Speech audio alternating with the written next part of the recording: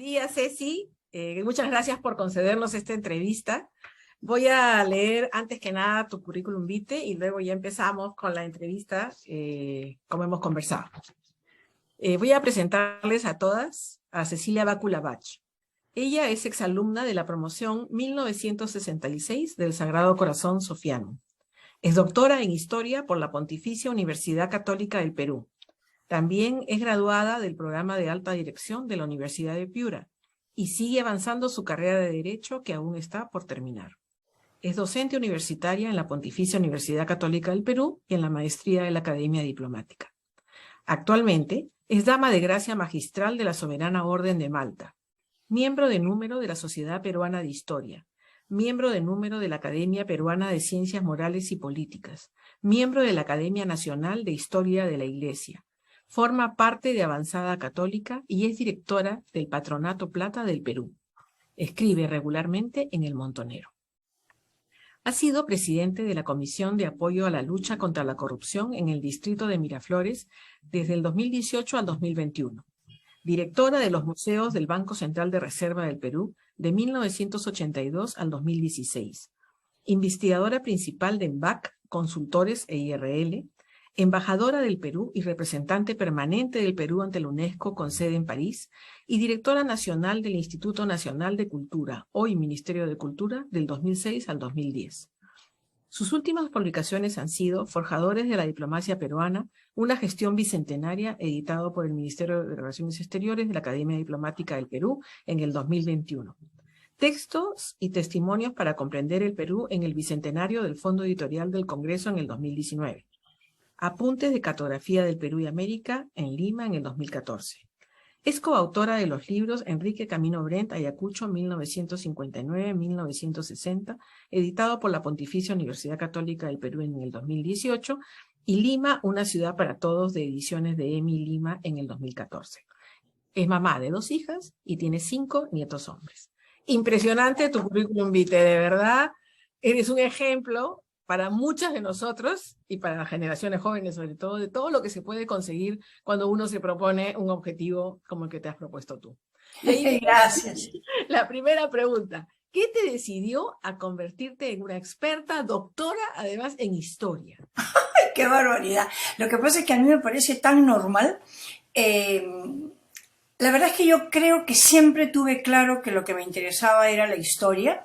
Las ciencias sociales en términos generales, ¿no? Pero no la sociología, sino la historia, el conocimiento del pasado, concretamente el pasado peruano, y creo que eso se debe a que no estuve toda la etapa escolar en Lima, sino digamos, en varios países, y eso hacía que, si bien en casa se reforzaba mucho el conocimiento y el amor al país, yo tenía como digamos, una brecha de conocimiento, de hechos, de circunstancias, y me parecía que había ahí un hueco que llenar, ¿no? Entonces yo entré a la universidad absolutamente decidida a que eso es lo que quería, ¿no? No tuve nunca duda al respecto. Qué bonito. Hablas de que has estado en diferentes países, ¿no? Cuéntanos un poquito cómo fue tu educación escolar a lo largo de esa vida media nómade que has tenido en otros Bueno, yo he países. estado en colegio en varias partes, he estado en Colombia, he estado en Chile, luego he hecho un poco de universidad en el Ecuador, todo en Caracas también, estuve en Londres, en realidad no en Londres, en Kent, año y medio, y en todas partes siempre he estado vinculada al Sagrado Corazón. Mis hermanas mayores estuvieron también en el Sagrado Corazón en Bogotá. Yo no alcancé eso, fui circunstancialmente en algunos momentos al colegio, pero la educación del Sagrado Corazón, digamos, el carisma, la formación, el lenguaje del Sagrado Corazón ha estado presente en mi vida escolar, y, digamos, la huella sigue estando presente en este momento, ¿no? El Sagrado Corazón tiene una impronta tan fuerte que es la misma actitud, la misma formación, los mismos valores, el mismo lenguaje, las mismas tradiciones, el mismo homenaje a la Santa Madre, a Mater, las canciones, las prácticas, las formas de vida son las mismas. Entonces, uno se puede mudar de país, pero en el fondo no te estás mudando del esquema educativo, ¿no?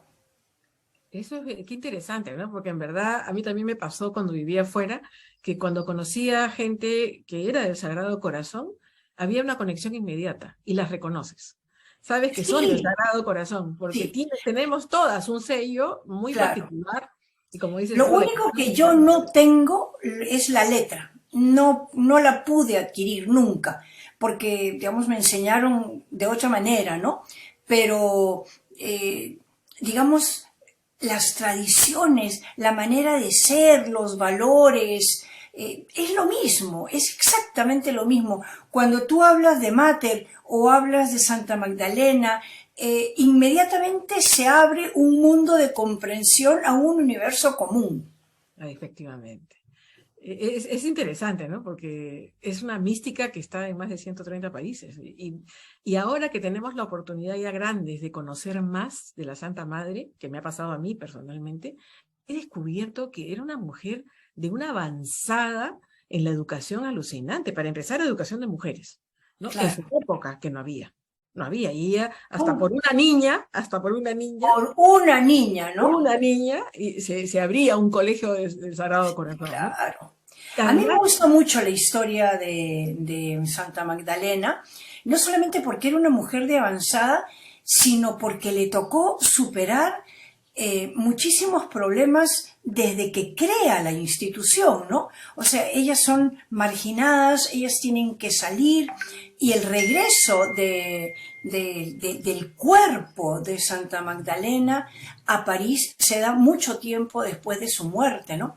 Cuando uno tiene la oportunidad de verla en cuerpo incorrupto, ahí en la iglesia de San Francisco Javier en París, eh, y en el hábito que para nosotros era parte de la manera de, digamos, de vestir, de apariencia de las religiosas, uno dice, pero si la estampita que me mostraron es ella, ¿no? O sea, la toca, la cruz, la postura, es que es algo extraordinario.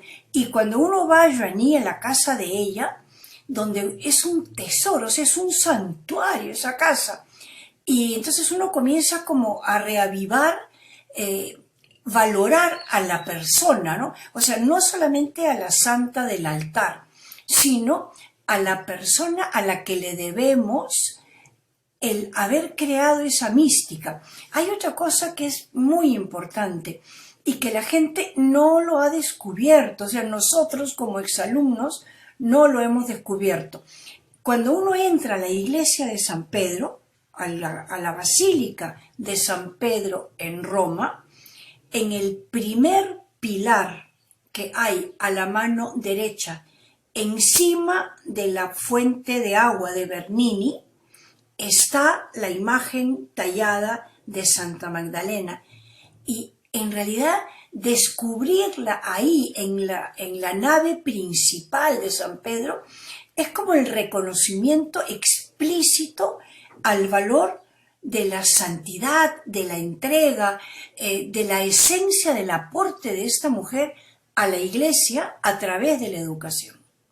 es impresionante, realmente sí. Y ahora sí, cada vez que leo algo de ella, digo, es que si ella estuviera ahora acá, estaría haciendo cambios todavía más grandes, porque era Así. tan capaz de mirar el futuro de una manera como no la hemos mirado nosotros, ¿no? Que realmente impresiona. Y Y además ahí de atreverse a mandar a mujeres solas a conquistar el mundo para educar, ¿no? Qué cosa extraordinaria, ¿sí? linda, linda.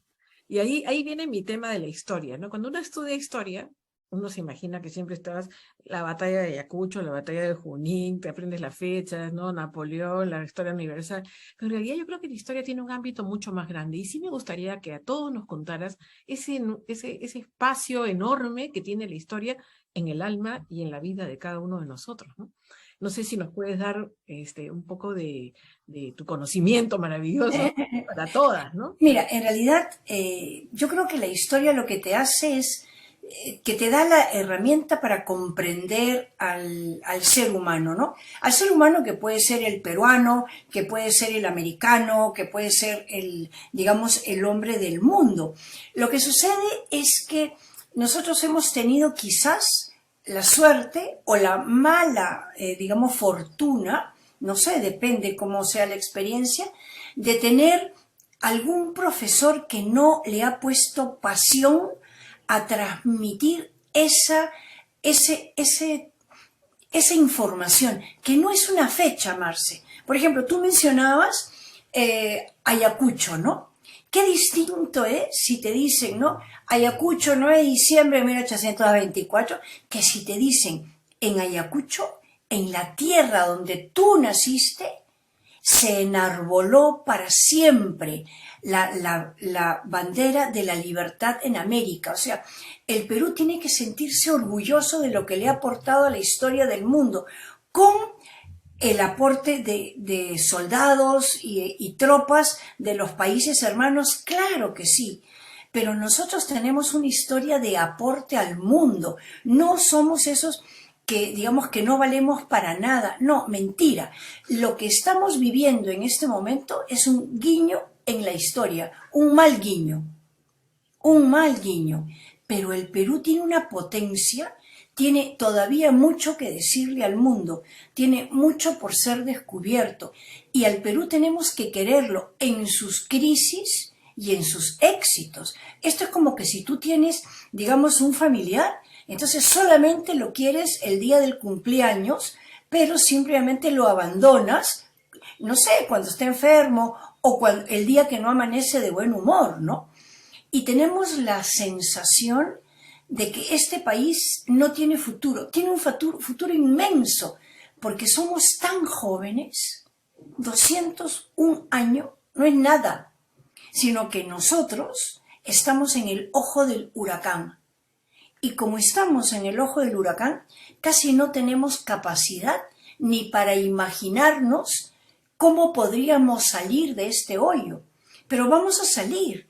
Quizás ni tú ni yo lo veamos. Pero la historia es cíclica, ¿no? O sea, es como un péndulo que va de extremo a extremo. Y yo me atrevo a decir que todavía no hemos llegado a golpear el extremo que nos va a dar la energía para recuperar los buenos momentos, ¿no? Entonces, así es, 200 años es como un niño que gatea. Le falta mucho al Perú por cuajarse, por entenderse, por reconocerse, y sobre todo por amarse, ¿no?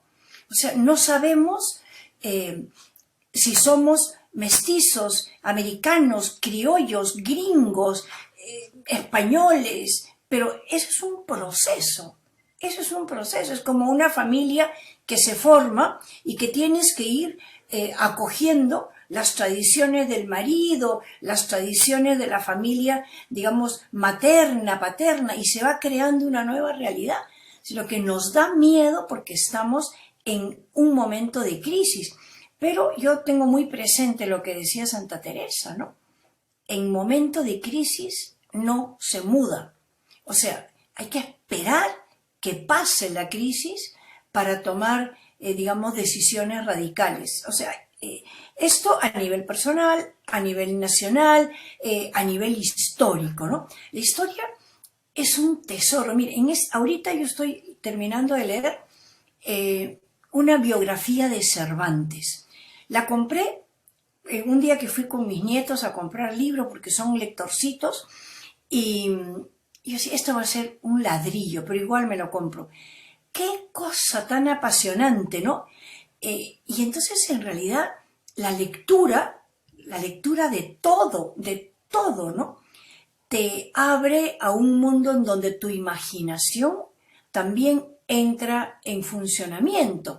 Porque cuando nosotros nos quedamos solamente digamos, en la pantalla te da todo hecho. En la lectura tú tienes que construir ese escenario en el que se desarrollan las cosas que te narran. Y la historia obliga a que cada lector o cada investigador pueda construir con verdad, con veracidad, ese pasado, y entonces eso todo el día construyes, pero construyes sobre bases ciertas, ¿no?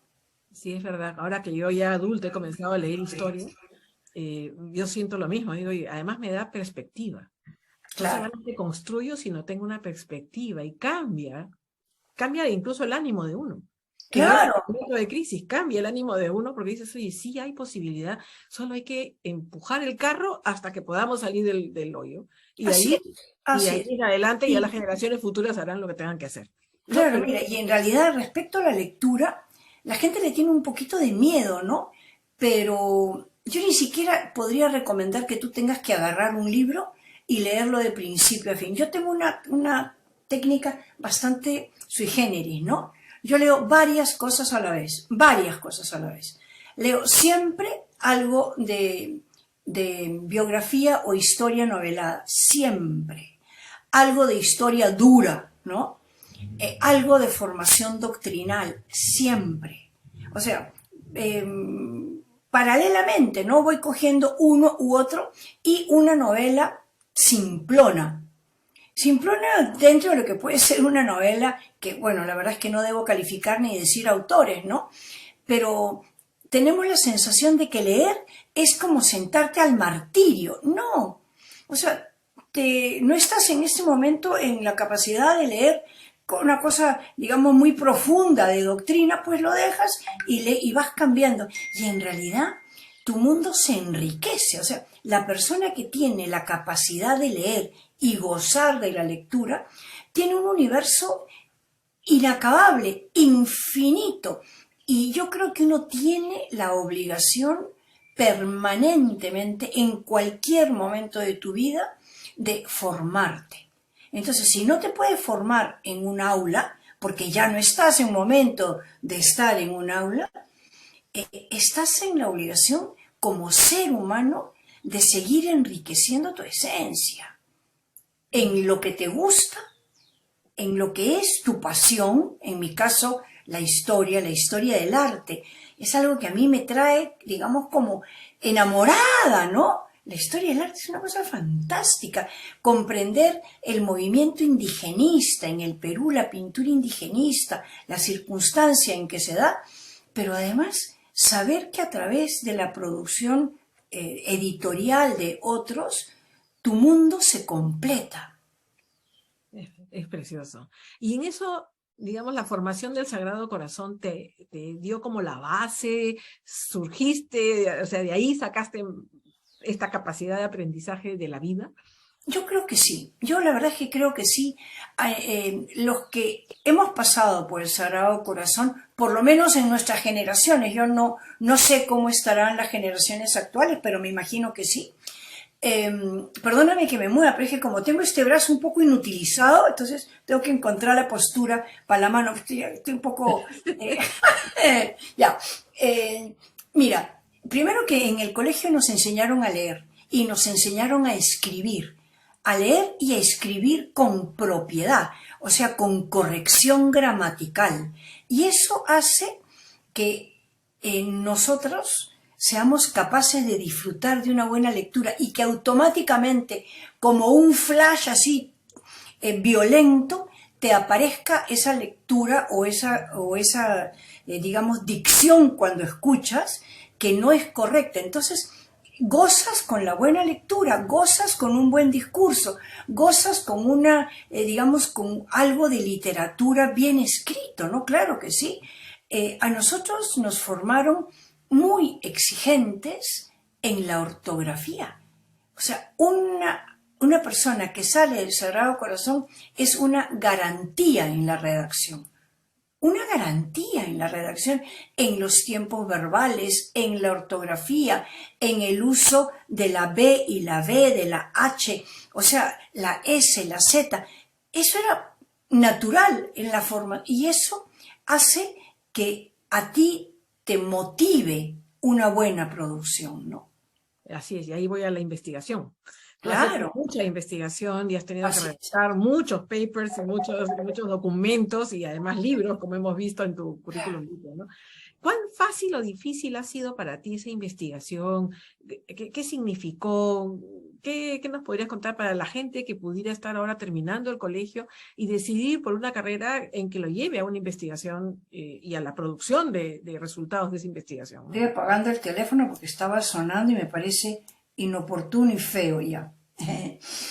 Mira, la investigación es algo que termina siendo una necesidad en cualquier oficio, en cualquier profesión, en cualquier, digamos, orientación que tú tengas, ¿no? O sea, no importa la carrera que elijas. No es un tema privativo ni de los historiadores, ni de los antropólogos, ni de los hombres, ni de los abogados, ni de los químicos, ni de los médicos, ¿no?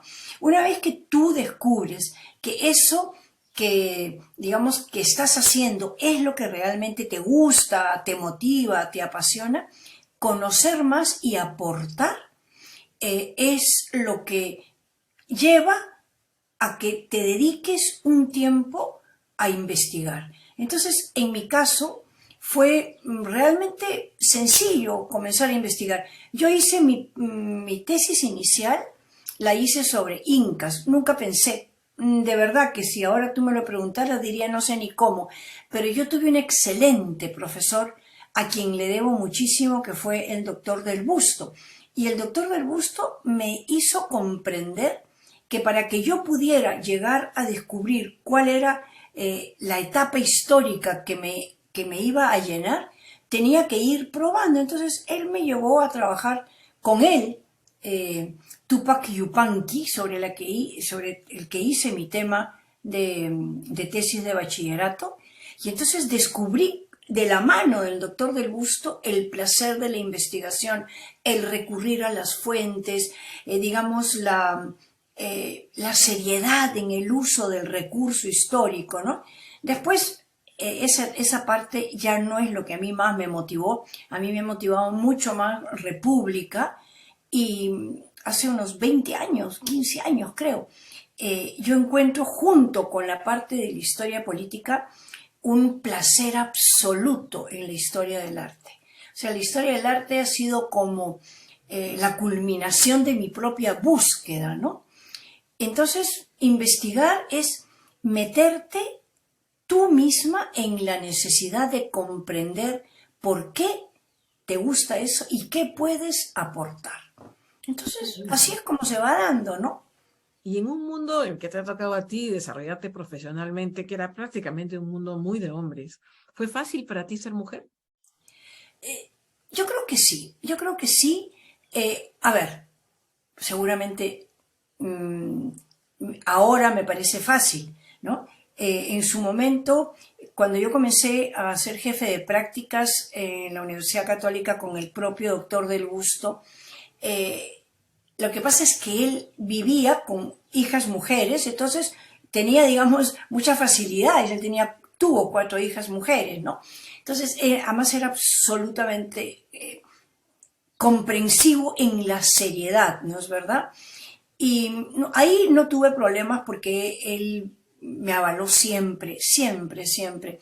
Pero luego cuando yo entré al Banco Central, que también entré de casualidad, porque a mí me llamó para trabajar con él Richard Webb cuando él era presidente del Banco Central, y ahí el mundo de los hombres sí era un poquito más competitivo, pero como yo estaba en el área de cultura, en el área, digamos, de los temas que supuestamente a los hombres les interesa menos, sobre todo cuando son economistas, entonces yo tenía ahí como mi compartimento ahí particular, ¿no? Pero sí, ahí sí se siente un poco más el tema de que se es mujer en un universo de hombres. Hoy en día eso ya no se da porque, digamos, casi todas las instancias del país están igualmente con participación de mujeres, ¿no? Ahora, yo tengo un gran rechazo, absoluto rechazo, a esto que denominan paridad, ¿no? A mí no me interesa que sea una mujer y 99 hombres, o que sean 99 mujeres y un hombre, porque no se trata de llenar cupos. Yo no soy un número, yo no soy la piedrita que eleva o quiebra la balanza, ¿no? O sea, a mí me reconocen ni siquiera por ser mujer, sino porque tengo capacidad, porque puedo aportar, porque me he fajado la vida para salir adelante, para ser seria en mi trabajo. Entonces, no se trata de ser mujer, se trata de ser profesional. Y eso es un mensaje que tiene que llegar a hombres y mujeres. Si tú quieres sobresalir, tienes que trabajar duro para ser el mejor. Y eso de ser el mejor no es ni una soberbia ni una pretensión, porque nunca serás el mejor. Siempre habrán muchos más que han logrado más que tú, pero la aspiración a que tu esfuerzo te lleve a destacar es absolutamente justo. Y nosotros tenemos, desde el punto de vista también de nuestra formación doctrinal, sacar provecho a los talentos que Dios nos dio, porque por eso nos van a juzgar, no por enterrar el talento, no por producir uno, sino por producir 10 por lo que Dios te dio. Porque eso es por lo que te van a juzgar, ¿no? Sí, realmente es así. Y un mito que existe sobre el tema de historia es, ay, estudias historia y no vas a conseguir trabajo. Yo discrepo de eso, porque yo creo que hay mucho trabajo en muchos campos de la historia. Pero, ¿qué le dirías tú a la gente joven sobre este mito de si estudias esto, no vas a tener trabajo, no vas a tener dinero, no vas a... ¿Qué les contarías? Mira, a mí nunca me ha faltado el trabajo, más bien te diría en este momento de mi vida que tengo en exceso de trabajo. Cierto es que hay una etapa, en la etapa, digamos, de la maternidad joven, donde uno tiene otras responsabilidades, ¿no? Porque, o sea, ser madre es en su momento lo que hace que seas un buen ser humano, no por ser investigador abandonas a los hijos, ¿no es verdad? Pero yo sí debo decir que a mí nunca, con el favor de Dios, nunca me ha faltado trabajo. Y yo le hago ver esto a los chicos más jóvenes, ¿no? O sea, lo que se requiere es que tú pongas rectitud, voluntad y pasión. Entonces, eso sobresale de todas maneras y entonces te van eligiendo, te van convocando. Hay momentos en donde tú puedes tener mucha más disponibilidad de tiempo y energía, pero si tu trabajo es serio, y yo se los comento también a mis alumnos en la propia universidad, ¿no? El que destaca como serio y le cuesta, ¿no? Porque además tiene que ser formal en su trabajo, tiene que ser serio en lo que produce, en los comentarios que hace en el aula. Y entonces, así poco a poco, la gente va diciendo, y tenemos que hacer un trabajo. ¿Con quién lo hacemos? Con fulanito. Con menganito, no. Con el payasito de la clase, no. Entonces, de alguna manera, no se trata de que tú seas una estaca, de que jamás haces una broma, de que no tienes, digamos, vida universitaria, de que no disfrutas de un poco de, digamos, de la vida de juventud universitaria, que es maravillosa, con juerga y todo, ¿no? Pero comienzas a valorar lo que es el sacrificio de dejar algunas cosas porque comienzas a construir realmente tu futuro, ¿no? Y eso se da. Y yo me divertí en la universidad muchísimo, pero también comencé a forjar, digamos, una vida de seriedad profesional. Y es así como me comencé a enrolar en la docencia, que es lo que a mí me encanta. Yo soy fan de la docencia, porque además me gusta hablar, me gusta compartir, ¿no? Y poco a poco comencé también a meterme en el tema de la investigación, de las publicaciones, de escribir, que me gusta también mucho porque es una manera de comunicar hermosísima, y además perdura, pervives, ¿no? Entonces, así es como se van dando poco a poco las cosas, ¿no? Yo vi también esto en mi papá. Mi papá trabajó mucho, digamos, en la parte de la carrera que le tocó, pero él planificó su jubilación para poderse dedicar a escribir, a publicar, a editar, ¿no? Y se convirtió en un gran productor de, digamos, de historia diplomática, pero lo hizo como en los últimos 30, 40 años de su vida, ¿no? Él murió a los 96. Entonces, eso es un poquito lo que yo también tengo como ejemplo, ¿no? Ahora que ya estoy de alguna manera en el retiro administrativo, sigo dictando clases, estoy muy metida en la docencia, en otro tipo de labores, pero tengo mucho más tiempo para investigar. Entonces, escribir es un placer, porque es como volcar lo que sigo descubriendo, lo que sigo confrontando con información, pero que también está como cargado de experiencia, ¿no? Qué lindo. Y además de esta investigación y de esta vida tan útil, ¿tienes otros hobbies? ¿Te gustan hacer otras cosas? Bueno, me gusta la familia, me gusta bordar. Ahorita, como comprenderás, con una mano media manca está un poco difícil, pero normalmente me gusta mucho coser, bordar, ¿no? Me encanta. Soy una enferma de los viajes, me gusta mucho viajar, mucho, pero viajar dentro y fuera del país, y parte del placer de viajar es planificar el viaje. O sea, ahorita, por ejemplo, estoy preparando una escapadita a Italia en octubre, pero la programo con precisión, qué es lo que quiero volver a ver, qué es lo que es nuevo. Estuve en Francia en mayo y lo hago así preparando el detalle, entonces cuando ya se da el viaje yo sé lo que quiero ir a ver, por ejemplo, el tiempo que necesito para ir a conversar con la Artemisa Cazadora en el Louvre y verle los detalles, porque yo, como te digo, además de la historia peruana, yo soy una apasionada de la historia del arte y me gusta entenderla como que es la obra de la humanidad para la humanidad, y poder compartir con mis alumnos, cuando me toca enseñar historia del arte, que eso les pertenece, o sea, que son herederos de esa tradición, de esa excelencia que crean los griegos, que aportan los romanos, que aprende el mundo europeo y que de alguna manera nos llega con España. Y así aterrizar en esta necesidad de quitarle el mito que se está armando o que se viene armando recién en los últimos 30 años, de que la conquista fue una desgracia. O sea, la conquista en sus excesos lo fue, pero gracias a la presencia de Europa es que nosotros somos herederos de ese mundo, dueños de ese universo de creación en el arte, en la literatura, en el derecho, en el pensamiento, en la oratoria, ¿no? Entonces, eso es un poquito lo que me gusta también descubrir y caminar el mundo, ¿no? Sí, es algo que disfruto mucho.